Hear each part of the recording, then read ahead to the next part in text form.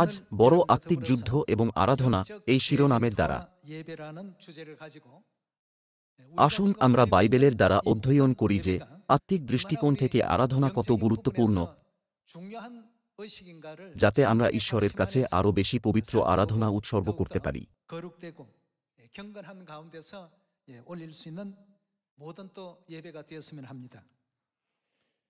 এটা বলা অত্যুক্তি হবে না যে আরাধনা হল দেবতাদের মধ্যে যুদ্ধ।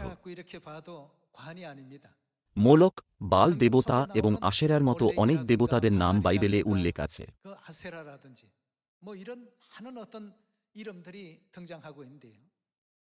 স্বর্গে শয়তান ঈশ্বরের লোকেদের প্রলোভিত করেছিল, যাতে তাদের পৃথিবীতে বিতাড়িত করা হয়েছিল। এমনকি এখন সে তাদের পৌত্তলিক দেবতাদের আরাধনা করার জন্য ভ্রান্ত করে, যাতে তারা স্বর্গে ফিরে যেতে না পারে। শয়তানের লক্ষ্য হল ঈশ্বরের সাথে তাদের সম্পর্ক ছিন্ন করা।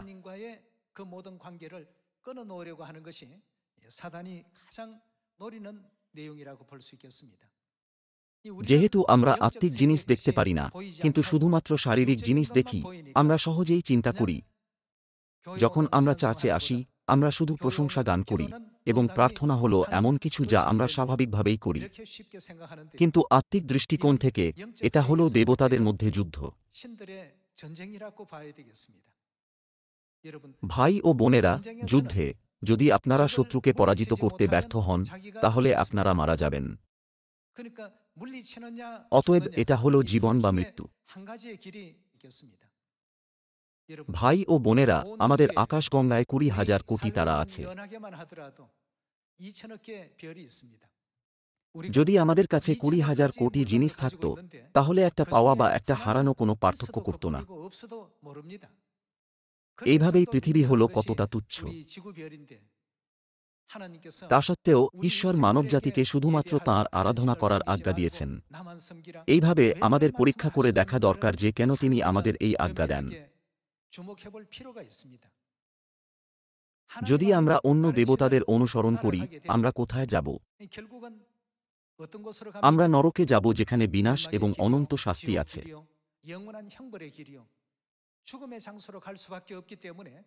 10 আজ্ঞার মধ্যে তিনি যে প্রথম কথা বলেছিলেন সেটা ছিল, আমার সাক্ষাতে তোমার অন্য দেবতা না থাকুক। তিনি আন্তরিকভাবে এটা বলেছিলেন।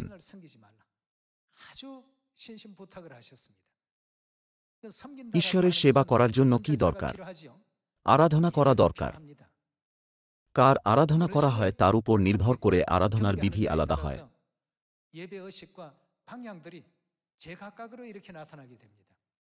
কেন ঈশ্বরের মণ্ডলী বিশ্রামদিনকে মূল্য দেয়?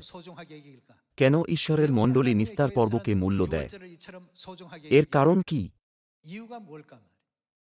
এটা শুধুমাত্র নির্ধারিত তারিখে পর্ব ও বিশ্রামদিন পালন করার বিষয় নয়।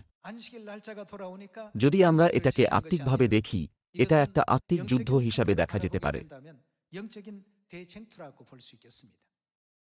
স্বর্গে আমাদের করা পাপের ক্ষমা দেওয়ার জন্য ঈশ্বর নতুন নিয়মের সত্য এই জগতে ছড়িয়ে দিচ্ছেন।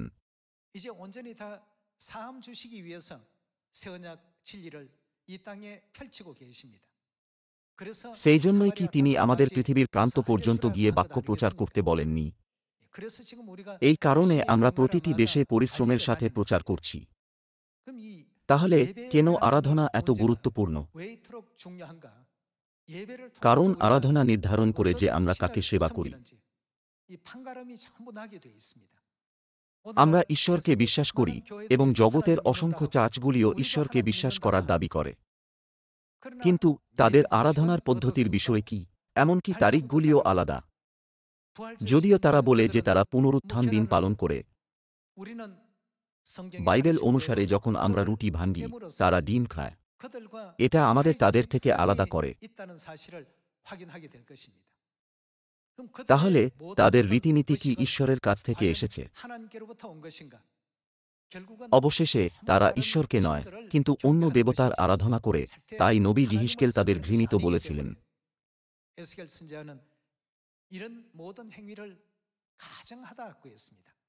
কারণ তারা তাদের মুখে ঈশ্বরকে ডাকে, কিন্তু তাদের কাজের দ্বারা তারা তাঁকে অস্বীকার করে। সমস্ত মিথ্যা দেবতারা আরাধনার দ্বারা লোকেদের তাদের সেবা করায়। জগতে লোকেরা কি পূর্বপুরুষদের আত্মাদের আরাধনা করার জন্য নৈবেদ্য স্থাপন করে না এবং প্রণাম করে না? এটা ঈশ্বরকে আরাধনা করার পদ্ধতি নয়। জগতে অনেক দেবতা এবং অনেক প্রভু আছে। তারা এরকম অভ্যাসের দ্বারা আমাদের আত্মা লুট করে। যেহেতু আমরা একটি তৃতীয় স্তরের জগতে বাস করি, আমরা সাধারণভাবে চিন্তা করি এটা এমন কিছু যা শুধু পরিবারগুলি বাড়িতে করে, কিন্তু আত্মিক দৃষ্টিকোণ থেকে এটা ঈশ্বরকে সেবা করার পথ নয়। ভাই ও বোনেরা, আরাধনা খুবই গুরুত্বপূর্ণ। আরাধনার বিষয়ে যিশু আমাদের কি শিক্ষা দিয়েছিলেন? তিনি আমাদের শিক্ষা দিয়েছিলেন তোমার সমস্ত হৃদয় দিয়ে। তিনি কি শিক্ষা দেন নিজে? তোমার সমস্ত আত্মা দিয়ে। তিনি আমাদের শিক্ষা দিয়েছেন তোমার সমস্ত মন দিয়ে। তিনি কি দেননি? এটি মহৎ ও প্রথম আজ্ঞা। এটা কি মথি 22 অধ্যায়ে লেখা নেই? আমরা যীশু খ্রিস্টের নতুন নাম খ্রিস্ট আনসাংহোম এবং নতুন জেরুসালেম স্বর্গীয় মাতাকে বিশ্বাস করি, যারা পবিত্র আত্মার যুগে এসেছেন। অতএব আমাদের বাইবেল অনুসারে জীবনযাপন করা উচিত। আসুন আমরা বাইবেলের দ্বারা নিশ্চিত করি যে ঈশ্বর আরাধনার দ্বারা উত্তর দেন। প্রথম রাজাবলী 18 অধ্যায় 28 পদে আমরা 850 জন মিথ্যা নবী এবং এলিয়ার মধ্যে আত্মিক যুদ্ধ দেখতে পাই। এটা নির্ধারণ করার জন্য ছিল যে জিহোবা ঈশ্বর নাকি বাল দেবতা সত্য ঈশ্বর। তারা একমত হয়েছিল যে সেই ঈশ্বর যিনি উৎসর্গ পোড়ানোর জন্য স্বর্গ থেকে আগুন পাঠাবেন, তিনি হলেন সত্য ঈশ্বর। মিথ্যা নবীরা প্রথমে শুরু করেছিল। আসুন 28 পদ দেখি। তখন তাহারা উচ্চ ঈশ্বরে ডাকিল এবং আপনাদের ব্যবহারানুসারে গাত্রে রক্তের ধারা বহন পর্যন্ত ছুরিকা ও শলাকা দ্বারা। অন্য কথায় তাদের আরাধনার পদ্ধতি যেমন ছিল, আপনাদিগকে ক্ষতবিক্ষত করিল। আর মধ্যাহ্নকাল অতীত হইলে তাহারা বৈকালের বলিদানের সময় পর্যন্ত ভাবুক্তি প্রচার করিল, তথাপি কোনো বাণীও হইল না, কেহ উত্তরও দিল না, কেহ মনোযোগও করিল না। বিষয় হল যে তারা তাদের নিজেদের রীতি অনুসারে এটা করেছিল। তাদের দেবতার সেবা করার পদ্ধতি অনুসারে তারা রক্ত ঝরা পর্যন্ত নিজেদের ক্ষতবিক্ষত করেছিল এবং বাল দেবতা ও আশেরাকে ডেকেছিল, কিন্তু সন্ধ্যার বলিদানের সময় পর্যন্ত কোনো উত্তর পায়নি। 30 পদ।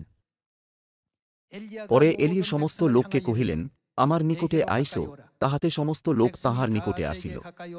আর তিনি সদাপ্রভুর ভগ্ন যজ্ঞবেদী সারাইলেন।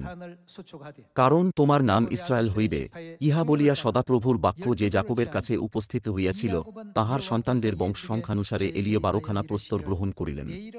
আর তিনি সেই প্রস্তরগুলি দিয়া সদাপ্রভুর নামে এক যজ্ঞবেদী নির্মাণ করিলেন এবং বেদীর চারিদিকে 2 কাঠা বীজ ধরিতে পারে এমন এক প্রণালী খুঁদিলেন।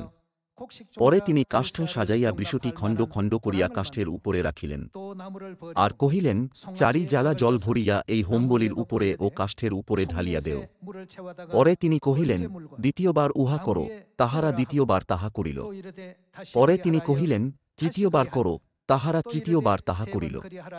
তখন বেদীর চারিদিকে জল গেল এবং তিনি ওই প্রণালীও জলে পরিপূর্ণ করিলেন। পরে বৈকালের বলিদান সময়, এটা ছিল সন্ধ্যার বলিদানের সময়, যা আমাদের দুপুরের আরাধনাকে বোঝায়। সেখানে কি সকাল ও সন্ধ্যার বলিদান নেই? এটা হলো তাদের জন্য প্রয়োজনীয় সময় যারা ঈশ্বরের সেবা করে। সেই জন্যই আমরা প্রতি বছর এবং প্রতি সপ্তাহে একটা নির্দিষ্ট সময়ে আরাধনা করি। পরে বৈকালের বলিদান সময় এলিও ভাববাদী নিকটে আসিয়া কহিলেন, হে সদাপ্রভু, অব্রাহামের, ইসহাকের ও ইসরায়েলের ঈশ্বর, অদ্য জানাইয়া দেও যে ইসরায়েলের মধ্যে তুমিই ঈশ্বর, এবং আমি তোমার দাস ও তোমার বাক্যানুসারেই এই সকল কর্ম করিলাম। হে সদাপ্রভু, আমাকে উত্তর দেও, আমাকে উত্তর দেও, যেন এই লোকেরা জানিতে পারে যে, হে সদাপ্রভু, তুমি ঈশ্বর এবং তুমি ইহাদের হৃদয় ফিরাইয়া আনিয়াছ। তখন সদাপ্রভুর অগ্নি পতিত হইল, এবং হোমবলি, কাষ্ঠ, প্রস্তর ও ধূলি গ্রাস করিল, এবং প্রণালীস্থিত জলও চাটিয়া খাইল। তাহা দেখিয়া সমস্ত লোক উবুড় হইয়া পড়িয়া কহিল, সদাপ্রভুই ঈশ্বর, সদাপ্রভুই ঈশ্বর। তখন এলী তাহাদিগকে কহিলেন, তোমরা বালের ভাববাদিগণকে ধরো, তাহাদের একজনকেও পলাইয়া রক্ষা পাইতে দিও না। তখন তাহারা তাহাদিগকে ধরিল, আর এলী তাহাদিগকে লইয়া কিশোন স্রোতমার্গে নামিয়া গেলেন, এবং সেখানে তাহাদিগকে বধ করিলেন। কর্মিল পর্বতের এই যুদ্ধকে আমাদের শারীরিক বিষয় হিসাবে দেখা উচিত নয়। আমাদের শিক্ষা দেওয়ার জন্য ঈশ্বর কি এটা প্রস্তুত করেননি? যারা ঈশ্বরের নিয়ম পালন করে ঈশ্বরের সেবা করে তাদের থেকে, যারা তাদের নিজেদের বিধি অনুসারে অন্য দেবতার সেবা করে, ঈশ্বর তাদের আলাদা করেছিলেন।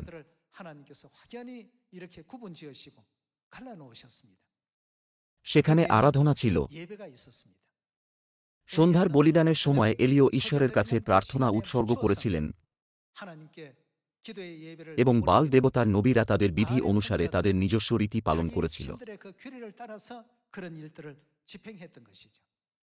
আজকের দিনে যদিও অসংখ্য চার্চ আছে যারা ঈশ্বরকে বিশ্বাস করার দাবি করে, তবুও ঈশ্বরের আজ্ঞা করা আরাধনার বিধি কোথাও খুঁজে পাওয়া যায় না। জিহিজকেলের পুস্তক অনুসারে তারা মন্দিরে কার আরাধনা করে? তারা ঈশ্বরের মন্দিরে আছে, তবুও তারা সূর্য দেবতার আরাধনা করে। এগুলি হল ঘৃণিত কার্য। কেউ কেউ জিজ্ঞাসা করে, কেন ঈশ্বরের মণ্ডলী কঠোরভাবে শনিবারে বিশ্রাম দিন পালন করে? কেন তারা সকালের ও দুপুরের প্রার্থনা সময় পালন করে? আমরা কি যে কোনো সময়ে প্রার্থনা করতে পারি না? যে কোনো সময় প্রার্থনা করা ভালো, কিন্তু আমাদের এই নির্দিষ্ট প্রার্থনার সময়গুলি বাদ দেওয়া উচিত নয়, কারণ এটা হল ঈশ্বরের দ্বারা স্থাপিত বিধি। সেই শিক্ষাগুলি এড়িয়ে যাওয়ার জন্য শয়তান অনেক ধূর্ত পদ্ধতি ব্যবহার করে। আসুন মথি 4 অধ্যায় খুলি।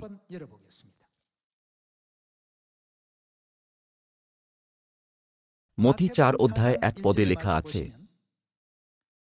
তখন যীশু দিয়াবল দ্বারা পরীক্ষিত হইবার জন্য আত্মা দ্বারা প্রান্তরে নীত হইলেন, আর তিনি 40 দিবারাত্র অনাহারে থাকিয়া শেষে ক্ষুধিত হইলেন।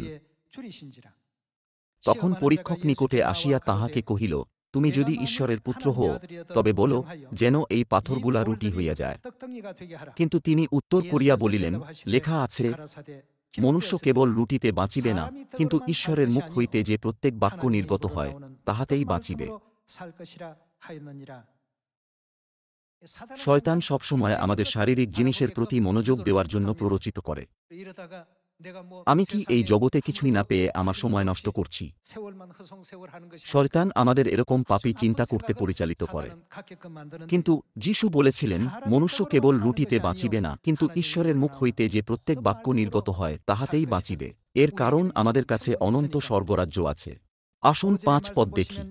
তখন দিয়াবল তাহাকে পবিত্র নগরে লইয়া গেল, এবং ধর্মধামের চূড়ার উপরে দাঁড় করাইল, আর তাহাকে কহিল, তুমি যদি ঈশ্বরের পুত্র হও, তবে নিচে ঝাঁপ দিয়া পড়ো, কেননা লেখা আছে, তিনি আপন দূতগণকে তোমার বিষয়ে আজ্ঞা দিবেন, আর তাহারা তোমাকে হস্তে করিয়া তুলিয়া লইবেন, পাছে তোমার চরণে প্রস্তরের আঘাত লাগে। যীশু তাহাকে কহিলেন, আবার লেখা আছে, তুমি আপন ঈশ্বর প্রভুর পরীক্ষা করিও না। আবার দিয়াবল তাহাকে অতি উচ্চ এক পর্বতে লইয়া গেল, এবং জগতের সমস্ত রাজ্য ও সেই সকলের প্রতাপ দেখাইল, আর তাহাকে কহিল, তুমি যদি ভূমিষ্ঠ হইয়া আমাকে প্রণাম করো, এই সমস্তই আমি তোমাকে দিব। অন্য কথায়, শয়তান বলেছিল, যদি তুমি আমার আরাধনা করো, তাহলে আমি তোমাকে এই সমস্ত দেব। তখন যীশু তাহাকে কহিলেন, তিনি কি বলেছিলেন? দূর হও শয়তান, কেননা লেখা আছে, তোমার ঈশ্বর প্রভুকেই প্রণাম করিবে, কেবল তাঁহারই আরাধনা করিবে। যীশু বলতে চেয়েছিলেন যে সমস্ত আরাধনা ঈশ্বরের কাছে উৎসর্গ করা উচিত, শয়তানের মতো দেবতাদের কাছে নয়। কিন্তু আজকের দিনে এই বিশ্বগ্রামে লক্ষ লক্ষ দেবতা আছে। বিশেষ করে যখন আমি ভারতে গিয়েছিলাম, পাদ্রী কর্মচারী আমাকে জিজ্ঞাসা করেছিলেন, আপনি কি জানেন ভারতে কত দেবতা আছে? সম্ভবত 100 জন দেবতা। আমি উত্তর দিয়েছিলাম, সেখানে 10 কোটির বেশি আছে। তারা বলেছিলেন, আমি এটা জেনে অবাক হয়েছিলাম যে এই একটা দেশে 10 কোটির বেশি দেবতাদের আরাধনা করা হয়। আমি চিন্তা করেছিলাম, অনেক দেবতারা অসংখ্য লোকের আত্মা গ্রাস করছে। তাদের জীবনের অনেক দিক ধর্মীয় বিষয়বস্তুর সাথে জড়িত আছে। মথি 4 অধ্যায়ে যখন প্রথম ও দ্বিতীয় পরীক্ষা ব্যর্থ হয়েছিল, শয়তান যিশুকে সমস্ত রাজ্য এবং সেগুলির মহিমা দেখিয়েছিল, এই বলে যে, যদি তুমি আমাকে প্রণাম করো, তাহলে আমি তোমাকে এই সমস্ত দেব। আরাধনা করানোর জন্য শয়তান তার সমস্ত প্রচেষ্টা করে। কেন আমরা বাইবেলের প্রতিটি পদ অনুসন্ধান করি লোকেদের শিক্ষা দেওয়ার জন্য যে আমাদের অবশ্যই বিশ্রামদিন পালন করা উচিত। তারা শুধু জানে যে বাইবেল হল ঈশ্বরের বাক্য। তারা এটা পালন করছে না। এই সমস্যাগুলি উৎপন্ন হয় কারণ তারা অন্য দেবতাদের আরাধনা করছে। সেই জন্যই ঈশ্বর আমাদের তাঁর আজ্ঞা দেন। আসুন দ্বিতীয় বিবরণ 4 অধ্যায় 9 পদ দেখি।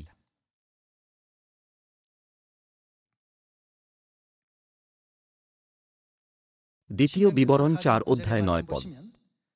কিন্তু তুমি নিজের বিষয়ে সাবধান, তোমার প্রাণের বিষয়ে অতি সাবধান থাকো, পাছে তুমি যে সকল ব্যাপার স্বচক্ষে দেখিয়াছ তাহা ভুলিয়া যাও, আর পাছে জীবন থাকিতে তোমার হৃদয় হইতে তাহা লুপ্ত হয়, তুমি আপন পুত্র পৌত্রদিগকে তাহা শিক্ষা দেও। সেই দিন, যেদিন তুমি হোরেবে আপন ঈশ্বর সদাপ্রভুর সম্মুখে দাঁড়াইয়াছিলে, সেই দিন সদাপ্রভু আমাকে কহিলেন, তুমি আমার নিকটে লোকদিগকে একত্র করো, আমি আপন বাক্য সকল তাহাদিগকে শুনাইব। তারা কাকে শ্রদ্ধা করতে শিখবে? আমাকে। এখানে কে কথা বলছেন? ঈশ্বর।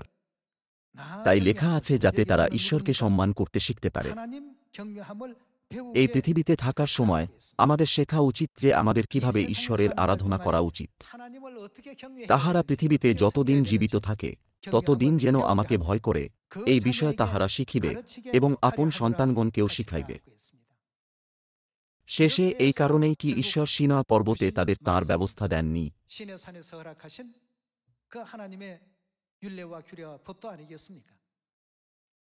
তাই ঈশ্বর আমাদের সারা জীবনে তাঁর বিধি স্মরণ করতে বলেছেন।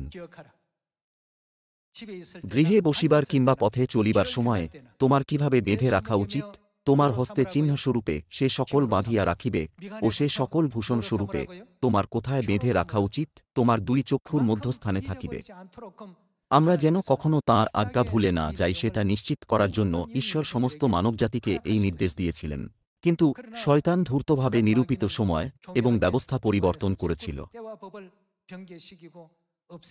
যদিও নামগুলি একই থাকতে পারে, সে মূল বিষয়ে সম্পূর্ণভাবে অন্য কিছুতে পরিবর্তন করেছিল।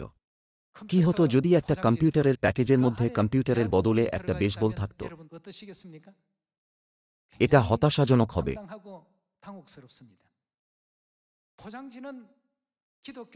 এটা কতটা অযৌক্তিক এবং বিভ্রান্তিকর হবে যদি মোড়কটি খ্রিস্ট ধর্ম হয়, কিন্তু এর বিষয়বস্তু সূর্য দেবতার আরাধনার জন্য হয়। যেমন মথি 4 অধ্যায়ে লেখা আছে, শয়তান এমনকি যিশুকেও তার আরাধনা করানোর জন্য প্রলোভিত করার চেষ্টা করেছিল। তাহলে ঈশ্বরের লোকেরা কত সহজে প্রলোভিত ও প্রতারিত হতে পারে?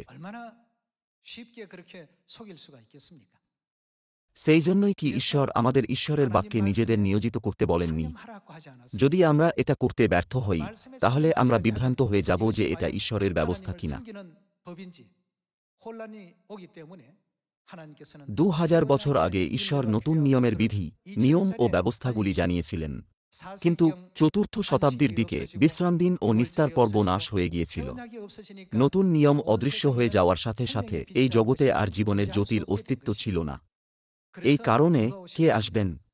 যদি ঈশ্বর না আসেন, কেউ শয়তানকে জয় করতে পারবে না। একমাত্র ঈশ্বর এই কার্য সম্পূর্ণ করতে পারেন। আরাধনার সমস্ত বিধি পুনঃস্থাপন করার জন্য ঈশ্বর এই পৃথিবীতে এসেছিলেন। কেউই জানত না যে কিভাবে ঈশ্বরের সেবা করতে হয়। তাই ঈশ্বর নতুন নিয়মের বিশ্রাম দিন, নিস্তার পর্ব, 3 বারের 7 পর্ব এবং নতুন নিয়মের সিয়ন পুনঃস্থাপন করেছিলেন। যেহেতু পিতা স্বর্গীয় মাতা নতুন জেরুসালেমকে, নতুন নিয়মের আসলকে তাঁর সন্তানদের কাছে প্রকট করেছিলেন,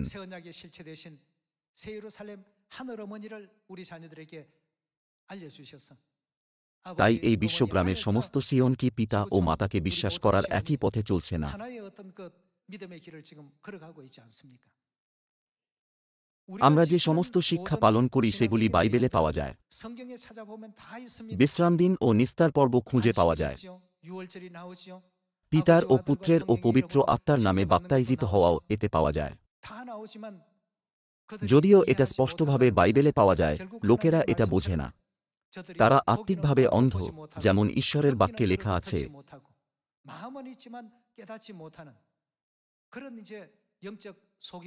তাহারা দেখিয়াও দেখে না, শুনিয়াও শুনে না এবং বুঝেও না।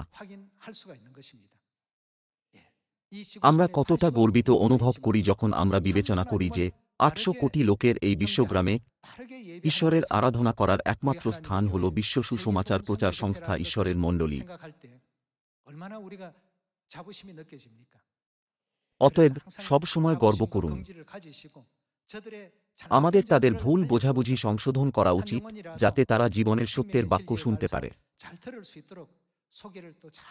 তাদের এবং আমাদের মধ্যে পার্থক্য হল আরাধনার মধ্যে। যখন আমরা বলি আরাধনা আলাদা, তখন কে আলাদা? আমরা যে ঈশ্বরের আরাধনা করি তিনি আলাদা। আমাদের ঈশ্বর হলেন একমাত্র যিনি বাইবেল লিপিবদ্ধ করেছেন। কে আদিতে ৬ দিনে আকাশ, পৃথিবী এবং সমস্ত কিছু সৃষ্টি করেছেন? তিনি হলেন সেই ঈশ্বর যার সেবা আমরা করি। আমাদের সমস্ত কাজ বাইবেলে লেখা আছে।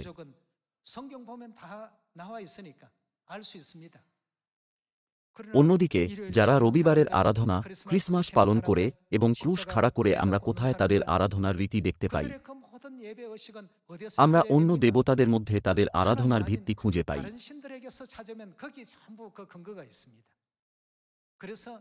যদিও আমাদের জগতের সমস্ত মহিমা ও খ্যাতি দেওয়া হয়,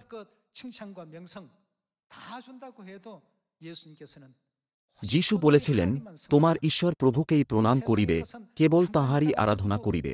এই জগতের জিনিস শুধুমাত্র এক মুহূর্তের জন্য থাকে। এই কারণে যিশু আমাদের সেই বিষয়ে বাক্য দিয়েছেন যা অনন্তকালীন, এবং আমাদের শিক্ষা দিয়েছিলেন যে সত্য ঈশ্বরের আরাধনা করার দ্বারা আমরা অনন্তকালীন জিনিস খুঁজে পেতে পারি। আসুন যিহিজকেল ৩৬ অধ্যায় ২৫ পদে যাই।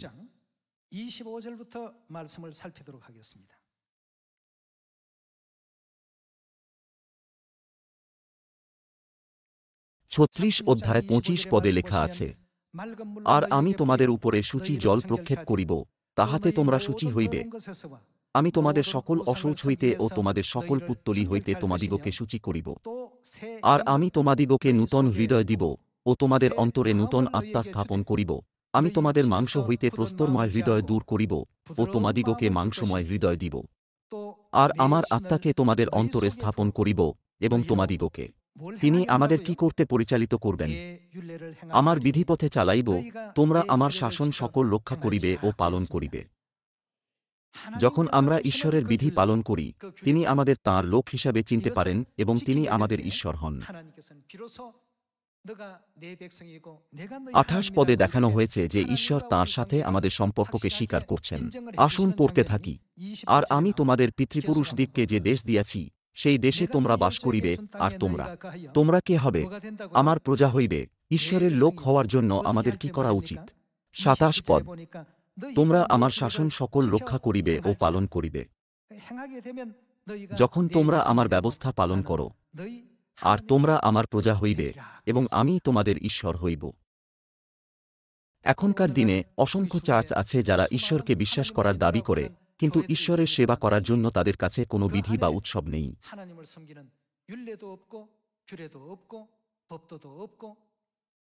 বাপ্তিস্মের নিয়ম থেকে আমরা নিশ্চিত করতে পারি যে সেই চার্চগুলিতে ঈশ্বরের দেওয়া কোনো শিক্ষা নেই।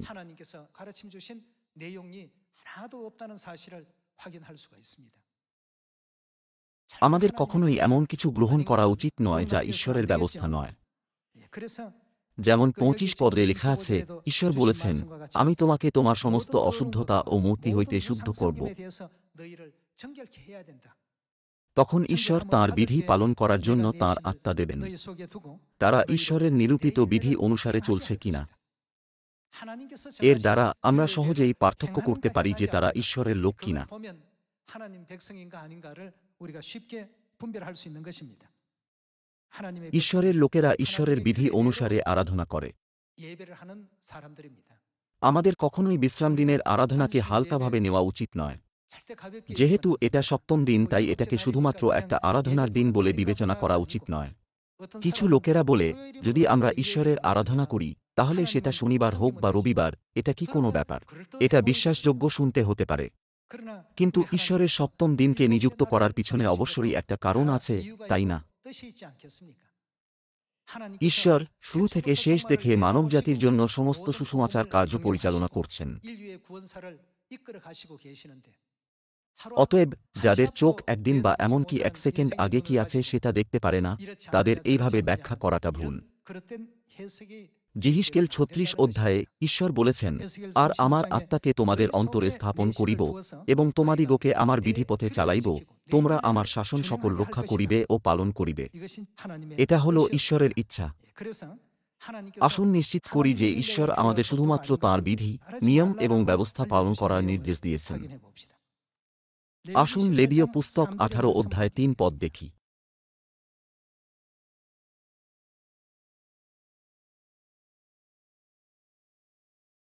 তোমরা যেখানে বাস করিয়াছ সেই মিশর দেশের আচারানুযায়ী আচরণ করিও না, এবং যে কনান দেশে আমি তোমাদিগকে লইয়া যাইতেছি তথাকারও আচারানুযায়ী আচরণ করিও না। ও তোমাদের কি করা উচিত নয়? তাহাদের বিধি অনুসারে চলিও না। তোমাদের মিশরের রীতি ও কনানের রীতি পালন করা উচিত নয়। তাহলে তোমাদের কি পালন করা উচিত? পদ ৪, তোমরা আমারই শাসন সকল মান্য করিও, আমারই বিধি সকল পালন করিও। মিশরে মিশরীয় দেবতাদের আরাধনা করার রীতি ছিল এবং কনানের মূর্তিগুলির আরাধনা করার রীতি ছিল। তা সত্ত্বেও ঈশ্বর জোর দিয়েছেন যে তাঁর লোকেদের সবসময় তাঁর নিয়ম, বিধি এবং ব্যবস্থা পালন করা উচিত।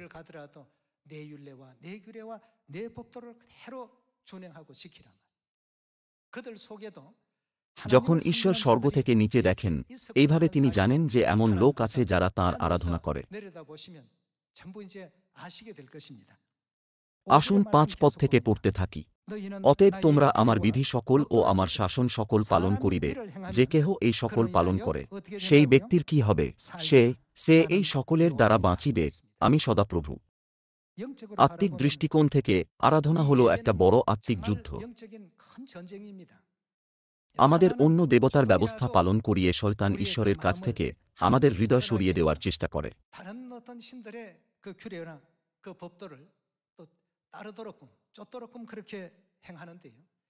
মরুভূমিতে ৪০তম বছরে ইসরায়েলীয়রা পরীক্ষায় পড়েছিল এবং ২৪,০০০ লোক মারা গিয়েছিল। মরুভূমিতে ৪০তম বছর মানে যে ঠিক তাদের চোখের সামনে কনান ছিল, তাই নয় কি? তারা নিস্তার পর্ব পালন করতে এবং জিরিহোকে জয় করতে যাচ্ছিল। কনানে প্রবেশ করার ঠিক আগে তারা অন্য দেবতার আরাধনা করেছিল। আসুন দ্বিতীয় বিবরণ ৪ অধ্যায়ে ১ পদ দেখি।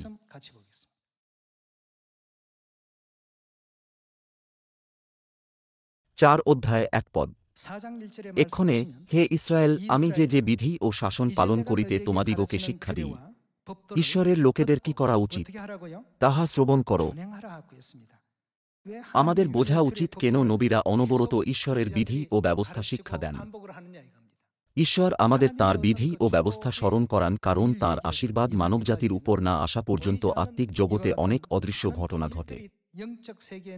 এক্ষণে হে ইসরায়েল, আমি যে বিধি ও শাসন পালন করিতে তোমাদিগকে শিক্ষা দিই তাহা শ্রবণ করো, যেন তোমরা বাঁচিতে পারো এবং তোমাদের পিতৃপুরুষদের ঈশ্বর সদাপ্রভু তোমাদিগকে যে দেশ দিতেছেন তাহার মধ্যে প্রবেশ করিয়া তাহা অধিকার করিতে পারো। পদ ২, আমি তোমাদিগকে যাহা আজ্ঞা করি সেই বাক্যে তোমরা আর কিছু যোগ করিবে না এবং তাহার কিছু হ্রাস করিবে না। আমি তোমাদিগকে যাহা যাহা আদেশ করিতেছি তোমাদের ঈশ্বর সদাপ্রভুর সেই সকল আজ্ঞা পালন করিবে। বাল-পিওরের বিষয়ে সদাপ্রভু যাহা করিয়াছিলেন তাহা তোমরা স্বচক্ষে দেখিয়াছ, ফলত তোমার ঈশ্বর সদাপ্রভু। ঈশ্বর কোন ধরনের লোকেদের ধ্বংস করেছিলেন? বাল-পিওরের অনুগামী প্রত্যেক জনকে তোমার মধ্য হইতে বিনষ্ট করিয়াছিলেন। তারা প্রতিমার কাছে উৎসর্গ করা খাবার খেত এবং ব্যভিচার করত। 이 그런 사람들을 하나도 লেখা 남기지 আছে যে 아니하고 ঈশ্বর 전부 তাদের সকলকে 하나님의 নাশ 지침을 করেছিলেন। 하셨다고 했습니다. 이런 여러 가지 일에는 그 뒤에 বিলিয়ামের 보이지 দুষ্ট 않는 পরিকল্পনাও একটা 발람의 গুরুত্বপূর্ণ 어떤 ভূমিকা 그 পালন 악한 করেছিল। 괴계가 작용도 많이 했습니다만 কিন্তু যখন 그런 আমরা 일이 এই ঘটনার 일어나는 সময়ের দিকে দেখি, 연대를 바라보게 되면 এটা তাদের 광야 40 40년 বছরের 생활의 যাত্রার শেষ মুহূর্ত ছিল। 마지막 순간이었다는 것입니다. 우리도 더욱더 অতএব আমাদেরও 깨어 আরও 있어야 বেশি সতর্ক থাকা 정신을 উচিত। 차려야 되겠고 조금이라도 다른 আসুন 것에 আমরা নিশ্চিত 우리가 করি যে আমাদের বিশ্বাস 걱정과 যেন কোনো 마음들이 কিছুর জন্য নড়ে না যায় 하는 가운데 우리를 এবং শেষ 구원하실 পর্যন্ত 분이신 এলোহিম ঈশ্বরের শিক্ষা 에로힘 অনুগ্রহপূর্ণভাবে 하나님, 그 অনুসরণ 가르침을 করি, যিনি 가르치는 আমাদের 대로 উদ্ধার 깨달음으로 দেওয়ার জন্য এই পৃথিবীতে 하나님의 এসেছেন, 율례와 규례와 법도 안에 যাতে আমরা 항상 সবসময় 또 ঈশ্বরের 가르치는 ব্যবস্থার মধ্যে 우리가 বাস 되게 করতে পারি। 되겠습니다. 그 যদি আমরা 길을 সেই পথ 벗어나게 থেকে 되면 বিচ্যুত হই, 반드시 আমরা 당신을 অন্য দেবতার 섬기게 আরাধনা 되어 করব। 있습니다. তাই 그래서 কিভাবে 하나님께서는 ঈশ্বর আমাদের 하나님과 সৃষ্টি করেছেন, 우리를 어떻게 만드신다고요? আমাদের এক করার জন্য ঈশ্বর এই বলে 무엇이 নিস্তার 되든 পর্বের রুটি ও 이걸 দ্রাক্ষারস 기록하고 দিয়েছেন যে 우리 자녀들에게 এগুলি হল 허락하시고 তাঁর মাংস ও তাঁর রক্ত। 이것이 내 살이고 내 피다. আমরা 내 ঈশ্বরের 살과 내 মন্দির, 피가 কারণ 내 안에 있기 ঈশ্বরের 때문에 মাংস ও রক্ত 하나님의 আমাদের মধ্যে আছে। 성전이라고 고린도전서 প্রথম 4장 কোরিন্থীয় 3 16 অধ্যায় 절에 16 그렇게 পদ কি এটাই বলে না? 말씀하고 있지 않습니까? তোমরা কি জানো না 내가 যে 하나님의 তোমরা 성전인 것을 ঈশ্বরের মন্দির? 알아야 된다. 하나님의 যদি কেহ 성전을 ঈশ্বরের 더럽히면 মন্দির নষ্ট করে, 하나님께서 তবে 그 ঈশ্বর 사람을 তাহাকে নষ্ট 멸하실 করিবেন। 것이다. বাইবেলের এই গুরুতর 많은 শিক্ষাগুলি মনে 가르치는 রেখে 말씀이 성경 속에 있다는 것을 우리가 꼭히 명심하셔서 আমাদের ঈশ্বরের আজ্ঞা ও শিক্ষা অনুসারে বিশ্বাসের জীবনযাপন করার এবং আমাদের সমস্ত হৃদয়, 온전히 살 것이라는 সমস্ত আত্মা 이 এবং 각오와 আমাদের সমস্ত 결심을 শক্তি দিয়ে 가지고 ঈশ্বরকে ভয় করার 마음을 সংকল্প 다하고 করা 뜻을 উচিত। 다하고 목숨을 다하고 성품을 다하여 하나님을 정성껏 힘써 경외하며 아버지와 আমি আশা করি যে 하나님 সিওন পরিবারের সমস্ত সদস্যরা পিতা ও মাতার সুসমাচার কাজে অংশগ্রহণ করার দ্বারা এরকম সংকল্পের সাথে আনন্দের সাথে এই পথে হাঁটবেন। 되시길 바라겠습니다. 예, 예배는 중요합니다. আরাধনা হল 그 গুরুত্বপূর্ণ। 예배를 통해서 우리가 하나님을 আরাধনার 섬기는지, দ্বারা ঈশ্বর 또 তৎক্ষণাৎ 다른 পার্থক্য করেন যে 이방인 আমরা 신을 তাঁকে, 섬기는지, নাকি শয়তানকে, 사단을 섬기는지 নাকি অন্য পৌত্তলিক 그걸 দেবতার 바로 আরাধনা করছি। 하나님께서는 가려내십니다. সেই জন্যই বাইবেল আমাদের 이 সন্তানদের 모든 ঈশ্বরের 하나님의 বিধি ও 규례와 ব্যবস্থা 법도는 শেখানোর জন্য আলোকিত 길을 করে, 행할 때든지 তা সে আমরা 집에서 রাস্তায় হাঁটি বা ঘরে থাকি তাই 내 না। 자녀들에게 부지런히 가르치라고 일러주지 않았습니까? 우리는 지금 আমরা 아버지, পিতা ও 어머니 মাতার শিক্ষা 말씀 অনুসারে 따라 এই পথে 이 চলছি। 길을 걷고 있습니다. 사단의 অতএব শয়তানের নিন্দার 그 কারণে 마음속에 আমাদের এই আশীর্বাদের 이 পথ ছেড়ে 복음을 দেওয়া উচিত নয়। 놓쳐버리거나 잃어버리지 않는 우리가 되어야 되겠고요. প্রকাশিত 계시록 বাক্যের 말씀 পুস্তকে 가운데서도 বলা হয়েছে, 내가 다시 আমি 올 শীঘ্রই 때까지 আসিতেছি, তাই আমাদের 이것을 কি 어떻게 করা 하라고 উচিত? 했죠? 끝까지 তোমার যা 붙들고 আছে সেটা ধরে 잡고 রাখো। 있으라고 했습니다. 네. আমাদের 놓치지 সতর্ক 않고 থাকা 잃어버리지 উচিত 않도록 যেন এটা হারিয়ে না যায়। 구매하라고 했습니다. 예, 그만큼 যেহেতু স্বর্গরাজ্যে 천국 সবথেকে 나라에서 মহান ও 가장 মহিমাময় 고귀한 পদ আমাদের 그 দেওয়া হবে, 영예와 영광된 직책과 직분을 우리 자녀들에게 তাই আমি আপনাদের 허락하셨으니까 অনুরোধ করি কখনো এই 이 পথ 길을 হারাবেন না। 결단코 또 놓치지 않는 하늘 자녀들이 다 되시길 부탁드리고요. আজ আমি শুধুমাত্র বড় আত্মিক যুদ্ধ এবং আরাধনা এই বিষয়ে সংক্ষেপে ব্যাখ্যা করেছি। যেহেতু বাইবেলে শয়তান ও ঈশ্বরের মধ্যে পার্থক্য করার বিভিন্ন পদ্ধতি আছে, তাই আমি আপনাদের শেষ পর্যন্ত বাইবেল অনুসরণ করতে অনুরোধ করি, যাতে আমরা পিতা ও মাতার আজ্ঞা অনুসারে অনন্ত স্বর্গরাজ্যে সাদর অভ্যর্থনা লাভ করতে পারি। আপনারা অনুগ্রহ লাভ করেছেন আশা করে আমি আজকের উপদেশ সমাপ্ত করি। আপনাদের ধন্যবাদ।